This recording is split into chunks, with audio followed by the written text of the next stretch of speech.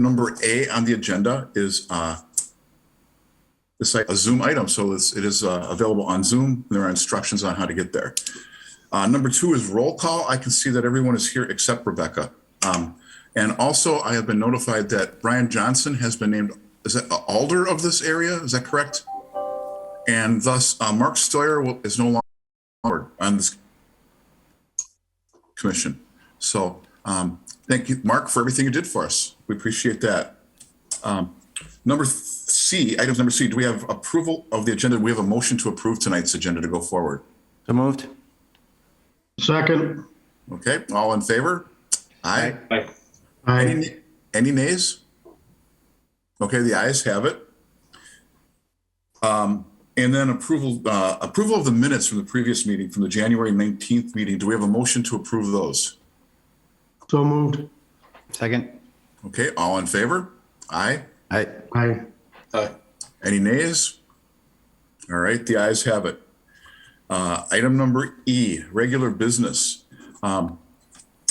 Certificate of Appropriateness 22-04, consideration with possible action for a ramp installation at 722 South Monroe Avenue. Jason. So here you see a map. 722 South Monroe Avenue sits at the corner of Spring Street and South Monroe Avenue, more or less in the center of your picture there.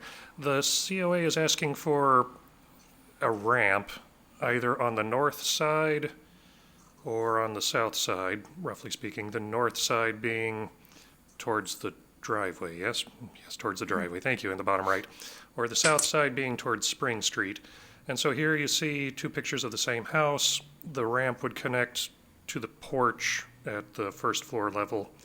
So next slide shows the either or proposal. So in the top one proposal, as per the COA application, is a 30-foot long aluminum ramp from the porch towards Spring Street. You see that at the top. The ramp proposed is a easy access pathway 3G. I found a picture of what I think is the easy access pathway 3G there at the top left. The or option is proposed as pressure treated wood on the north side of the house towards the driveway, which would be an L shape. And you see that at the lower left and then kind of center bottom in the sketch on the right. Let's skip ahead a slide, see what we got. So the recommendation is there is a preservation brief issued by the National Park Service, brief number 32, that deals specifically with ADA compliance, things like ramps. The recommendation is that we approve something, and it appears to me that the best location is on the northern side between the house and the driveway. The preservation brief is pretty clear, though, that you should make the ramp fit in as best as possible with the historic character of the house. Although I'm recommending approval, the preservation brief specifically gives a shout out to pressure-treated wood as being not so great, aluminum also not so great, but it kind of raises the question, is this a 30-year solution? Is this a 10-year feature? I don't really know what we're looking at. And regardless, at the end of the day, I want the Landmarks Commission to approve something. So that's where I'm at. Thank you.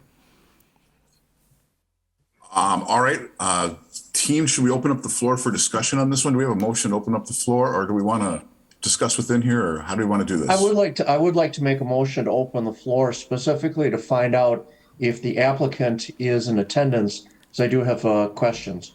Second. Okay. Do we have a second on that motion? Second.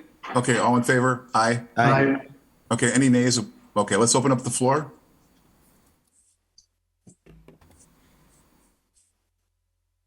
Both of the applicants are here, Jeff and Robin Smet. Whichever you're gonna, whoever's gonna speak. Oh, there you go. Okay, thank you. My question for the applicants are twofold. First of all, is this does this building remain a private residence and it's for your personal use? Yes, that is correct. All right, fair enough. And then secondly, have you considered using a power lift? We have. Okay, and your thoughts on that? And our thoughts that would work out well, except the people at the housing would not let us use it because they thought it takes too much time.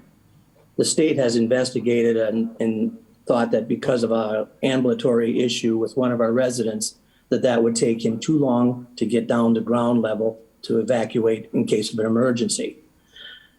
So that's why we had to go back to the ramp idea again. Okay, I find that a very surprising position because in my career as a city firefighter, I find those power lifts rather. Yeah. I would be surprised that somebody would take that position.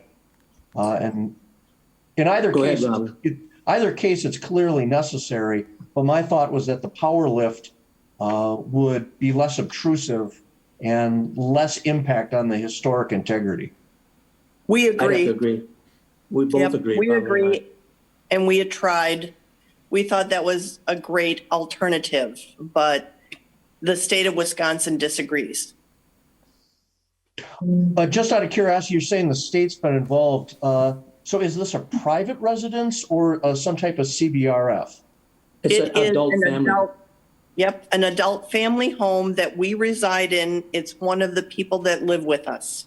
Okay. All right. You've definitely answered my questions. I'm surprised at the state's position about the power lift. Did they document that for you? No. I might We be tried able to to get come a up with an variance. email.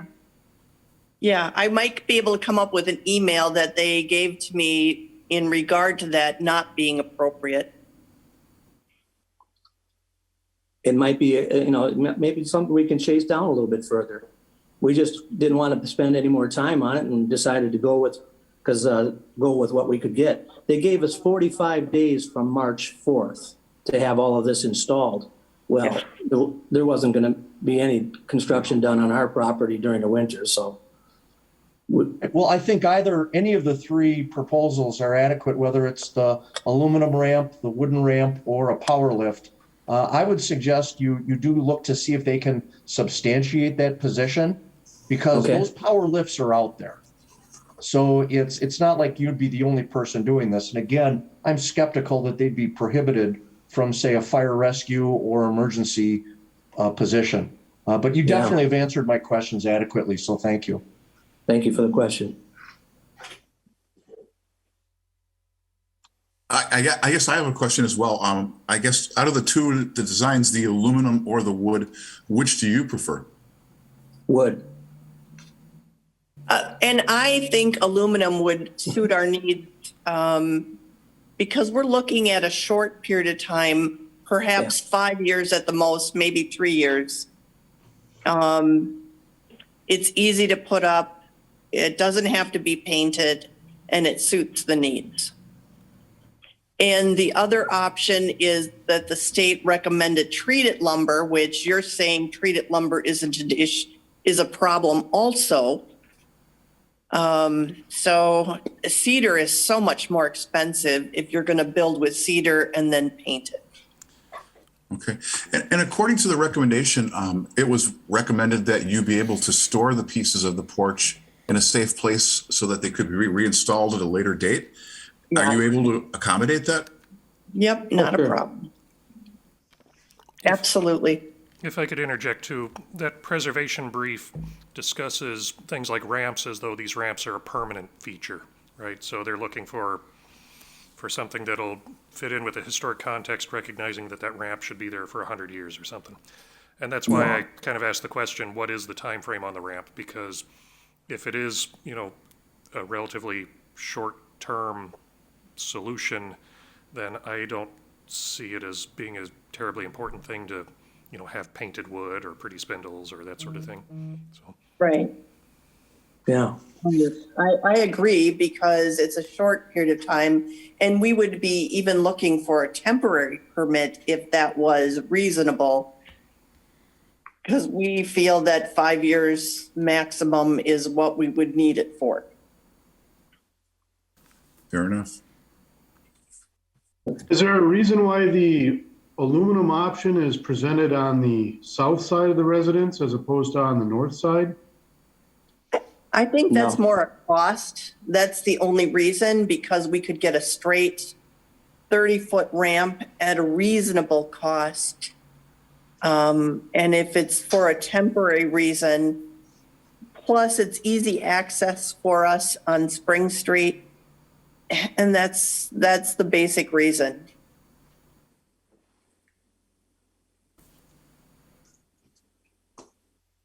Any other questions, folks? Sure. Can you hear me okay? Yeah, All right. The drawings don't reference or show it, but there already is an existing ramp to that property, or that piece of, or that unit, that living unit. correct. Yep. State That's required. They Okay. want two now. So it already has, and it already met ramp requirements. Now we're adding a second ramp. Was there any discussion about adjoining the two ramps, having the porch connected just to the side ramp that already exists? That, Um, that is a question that we have discussed that, and that is a possibility as far as I'm concerned. The state does require two exits. Robin, Yeah. I wonder if that would bump right into the bump out where Betty's room is. So Yeah, I it would think have it would to go out at be an angle. difficult. It would be difficult, but Might not look geometrically correct. yeah. Okay. Not to be a crappy neighbor, but You are not. Spring Street, I do live. I will say that since the historic district encompasses a large area, half the east side of the city, quarter of the east side of the city, yet they only notified two neighbors, one on each side. So the notification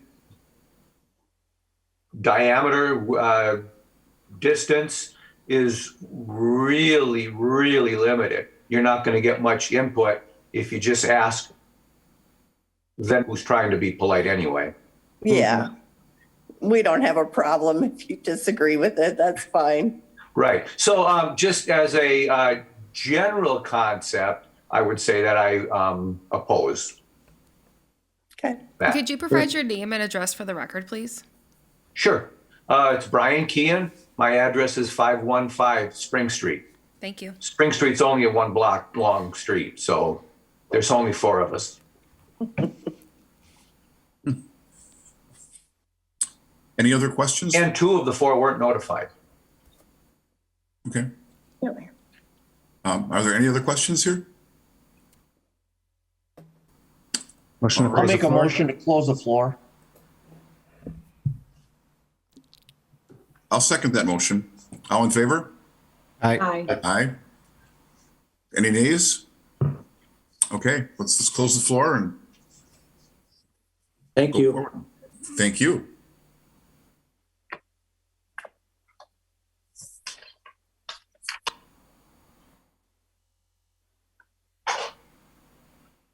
Well, I mean, it sounds to me, Jason, like, they're leaning towards the north side, like you had preferred. Well, one is, one isn't. But it obviously is this ramp that's actually required by the state, correct? Yes. Yes.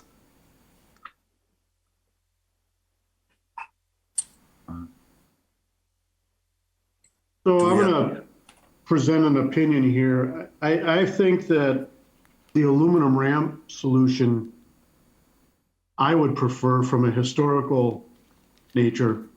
We talk a lot on this commission about not trying to replicate a historic building improperly.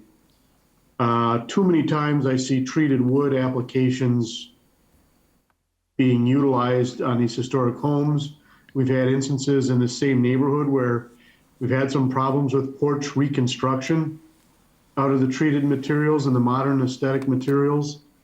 And the philosophy that we've taken on a lot of these things is if you can't match the historic character of the building, you should try and take a different approach so that it's not confused as being part of the original structure.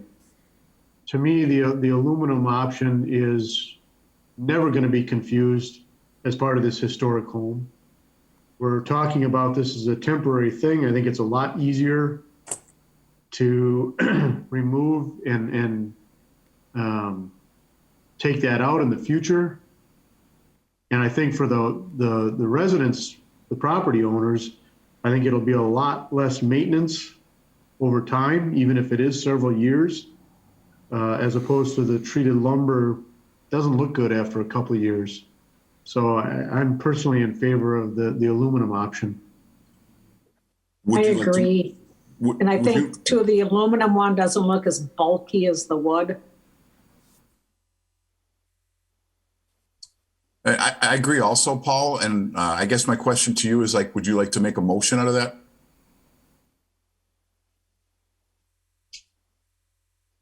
Well, I certainly can hurry this along if No, I'm not trying to rush anything. I would make a motion to approve the aluminum option for the south side of the residence as it was presented. And do we have a second? I'll second. Just a And point then- of clarity, do we want a sunset on this, or is this just until the end of time? Oh, it's a good question. I would suggest making it no endpoint on this because we're up against the ADA, which is incredibly powerful legislation. And I don't think at any point we should do anything that would be, the times I've been aware of ADA issues, that always triumphs. And I think we shouldn't have any sort of sunset on this. Leave it to the applicants.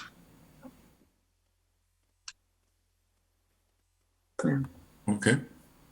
So we have Paul's motion and Susan's second. How do we want to vote on this? Do we want to just roll call or do we want to? All right, let's go down the line. I mean, I'm the chair. I would vote to approve Paul's motion. Is there any other discussion Yeah, before we I'm go sorry. to the vote? Right, that's good. Yeah, sorry. Yeah, I think in the interest of expediency, you can just call for a voice vote. I see that Jeff is trying to, should we reopen the floor and let Jeff say what he wants to say here real quick or? Motion to open the floor. Okay, Second. okay. All in favor? Jeff, go ahead. Aye. Aye. Does it specifically have to be on the south side or could it go to the north side, the aluminum? It goes either way. Well, I had made the motion, and so I really personally don't care. I was more concerned with the aesthetic effect on the property and the ease of maintenance of the aluminum versus wood, and for that matter, construction too, because it's pre-assembled, I believe. Right. So if you can get it on the north side, if it works out, I have no issue one way or another. Okay, thank you. Jason, were you waving your hand at somebody or did you want to say something? Yeah, I was waving my hand at somebody that walked by. Okay, fair enough. Okay, so we have a motion and a second. I guess they all. Motion to close the floor. Yeah, I'm sorry, let's close the floor. Second that. Okay.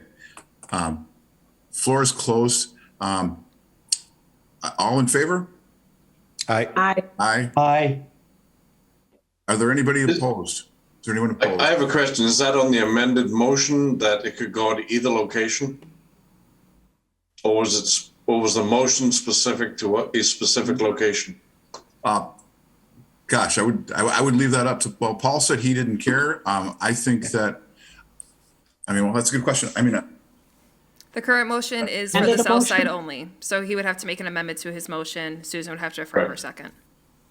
Okay, Stephanie, so I will amend my motion to approve the installation of the aluminum ramp on the property and leave the exact location up to the property owners.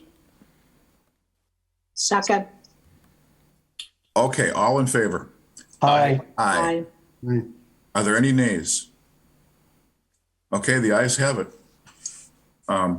They have permission to build the aluminum ramp where they need it most. On either side. Thank you. Thank you, appreciate that. Okay.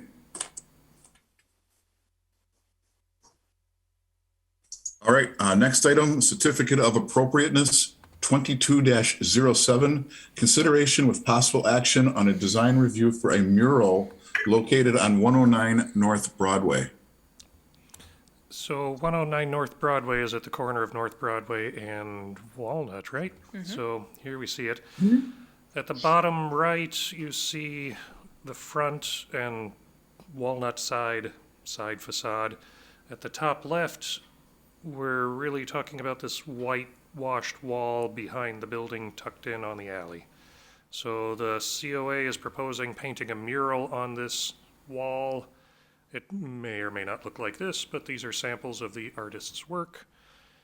And skipping ahead then, the recommendation is to approve it, recognizing that the wall has been previously painted, also recognizing that the paint proposed to be used is in line with what SHPO recommends as a vapor permeable acrylic. So I see no reason to object to painting a mural on this wall. Thank you. Does anyone want to open the floor for discussion? Would anybody like to make a motion? Motion to approve. Second that. Okay, all in favor? Aye. Aye. Aye. Aye. Are there any nays? Okay, the ayes have it. Item number 3, Certificate of Appropriateness 22-08, consideration with possible action on a design review for a mural located at 139 North Broadway. So a similar issue here. This is the Gather on Broadway building. It's non-contributing in the district. We're talking about a mural on the alley side, the back facade. It's the white painted brick. And next slide shows an idea of what the mural may look like. And once again, recognizing too that this is non-contributing, staff recommends approval of the mural here. No objections. Thank you. Anyone want to open the floor? Any questions, comments, concerns? And do we have any motions? I'll make a motion to approve. Second. Okay, all in favor? Aye. Aye. Are there any nays? Okay, the ayes have it. Item F, informational staff level COA applications. There are two. Yes, we had 2. The somewhat familiar at this point, 722 South Monroe is getting a roof, so we think anyway. That has been approved, and the letter stated, of course, too, that if they talk to SHPO, they could probably get tax credits for that work. 708 South Quincy, similar situation, roof and gutters. Letter stated that tax credits are on the table if they so choose to pursue those. I think that's the only 2 staff level COAs we had this month. Yes. Okay. Number 2, review city raise repair orders. 148 North Oakland is across the street from our Oakland-Dousman National Register District. Stephanie and I were there today and saw people working on it. I don't know if that means that it won't actually be raised. I don't really know how many get raised after they get the raise repair order. I know a lot don't, but that's okay. So there it is. It's not in a district, and as you can see, there's probably not a lot of historic material that's going to be on the outside of it, so nothing to get too worked up about, I don't think. 524 11th Street, late 19th century, early 20th century workers' cottage. Again, I don't really know the story here, except there's a lot of them around town that are similar to this house and in better shape with higher integrity. So those are the 2 with raise repair orders for this month. Thank you, Jason. Any staff updates? No. Oh, yep. We sent out annual letters. This is going to be our first year doing that. We have been getting some calls from people who are not in historic properties because our mapping grabbed anything that was on a parcel line and called that historic too. So I'm working through that right now. But the letters did go out. It detailed the funding sources we have available, reminder of COAs, discussed some of the upcoming things. There's a tax credit seminar in De Pere on May 24th. So we sent that out so people could sign up for that. We also have, our intern has been working diligently this semester on making story maps, and they're almost complete. They're very well put together. She did an excellent job. So they're district by district, so people will be able to use them for personal walking maps to find more information out. I'm hoping that different groups and agencies will use them for walking tours as well. So I'm really looking forward to launching those before the summer. So we'll be getting those out to you as soon as they're ready. Great. Well, thank you. Stephanie, just a quick question for you. Yeah. So as you may know, my district was redrawn to include parts of Astor. Yes. And so I'm learning a little bit more about the neighborhood. And I had an interesting question because they received that letter that you referenced recently. And about a week or two prior to that letter, they also received a letter from DPW, that they're reconstructing their street and their carriage walk is going to be removed unless they choose to replace it and repair it. And so, he was like, hey, these letters seem to be in conflict with each other. I would love some perspective on that. So this has been coming up for the past 2 to 3 years. Our Department of Public Works, their initial policy was to always remove carriage walks as they find them. Carriage walk is the one that goes between the road and the sidewalk. Pretty normal in our downtown or in historic districts. This got to Astor where they started redoing some roadways, taking out the carriage walks, and many people had complaints about it because it does decrease the character of the neighborhood. So I think that the current policy is now, if you want it, you can put it back yourself or something similar. We are very opposed to this policy. We believe that the carriage walks really add a lot of character to the neighborhoods. However, we've had minimal luck getting anything changed. Because I think that constituent is right. It is in conflict to say we have these historic properties, we have these historic districts, and we're trying to maintain their character, so you have to apply for these things and have all these different steps, and then to say, but our Department of Public Works is going to come through and take out something that we believe is character defining. So if we have any ideas on how you think that, I don't know if like the Landmarks Commission can put in a communication to our council to ask for that policy to be reviewed. If you wanted to, as an alder from the district and for the Landmarks Commission, do something, we definitely are supportive. Our department has talked about this at length, and we've been just as frustrated as people who own historic homes and just as people who are trying to do community development. So any guidance would be great. Brian, I will add to that over here in Astor, we were able to get the city to put carriage walks back in. You should talk to Cheryl Renier-Wigg. She spearheaded that effort, and I believe that what happened was that the people had to pay the cost of the concrete. Mm-hmm. They still had to pay something, but they had to actually pay, I believe it was the cost of the concrete. Yeah, so that must be what that letter is stating, that they can put them back in, but it's on the burden of the property owner. Right. So I'm not sure I agree with that policy is what I'm saying. So I don't know if there's a direction we want to take as a commission to get that changed or just to get some eyes on it. I'm not sure. Sure. I know that people found that if they were going to try to do it themselves, to try to get a concrete truck here with what's left from a different job and all that. So it was much easier to do it what was coming through and doing the curb and gutter. The policy, if the property owner is responsible for the cost, it's no different than the sidewalk itself. Right. Correct? Yeah, but I believe so. I think that's what it was. It was just strictly the cost. I think in this issue though, Paul, and again, we don't have to, it's not an agenda item. We don't have to go too far down the path, but in this case, the Department of Public Works, when they're reconstructing the street, they're pulling out carriage walks that are in perfectly fine condition. Yeah, I understand the problem, and I disagree with it too. I don't think Public Works should be doing that. But I also think that if a property owner wants the carriage walk put back in during reconstruction, well, there's a cost to it, just like the sidewalk.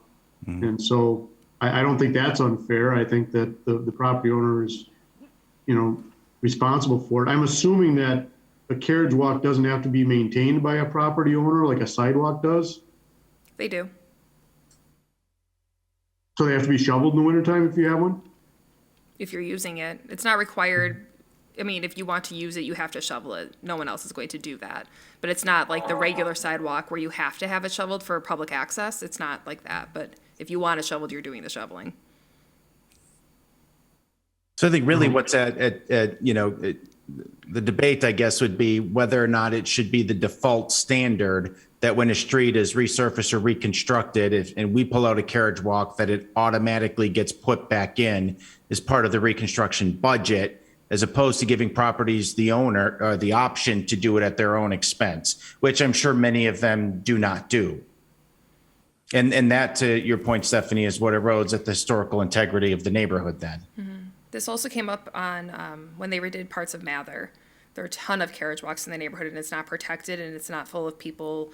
They're a little bit more low to middle class people, so they didn't have the funds to be able to do this. They didn't have the advocacy behind them to be able to do this. So a lot of their carriage walks were just taken out, and there was no option for them. And now that project's done, so that's it. They don't have a carriage walk anymore. So I think something needs to change, but I'm just not sure if that is something that this body will take up or not.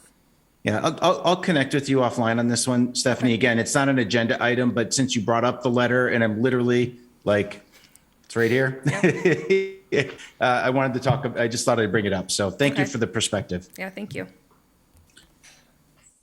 Okay, thank you all. Item number 4, date of next meeting is Wednesday. And I guess with that, do we have a motion for adjournment? I got a question. Oh, yes. When are we meeting in person again? That's kind of up to you all. There aren't a lot of commissions that meet on Wednesdays, and Jason and I already meet in the council chambers. The direction has been that if people want to start coming in for meetings, that you're able to, but that has to be down in council chambers. So we'd have to make sure that the spot is always secured for us. The other rooms in City Hall are not set up for hybrid meetings yet. So if it's a discussion that you all want to have, or if you just want to say like, yep, whoever wants to come in can join Steph and Jason council chambers, you're more than welcome to.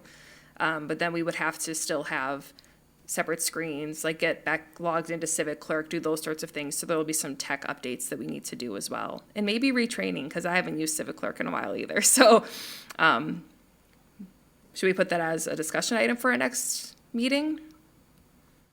Sure. It certainly we isn't had our required first- by any means, so.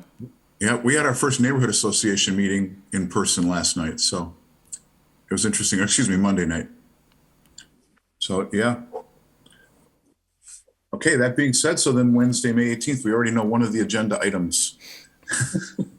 So do we have a motion to adjourn the meeting? So moved. Second. Okay, all in favor? Aye. Aye. Anybody against it? Okay. See you all Thank you soon. all. And Thank you. thank you.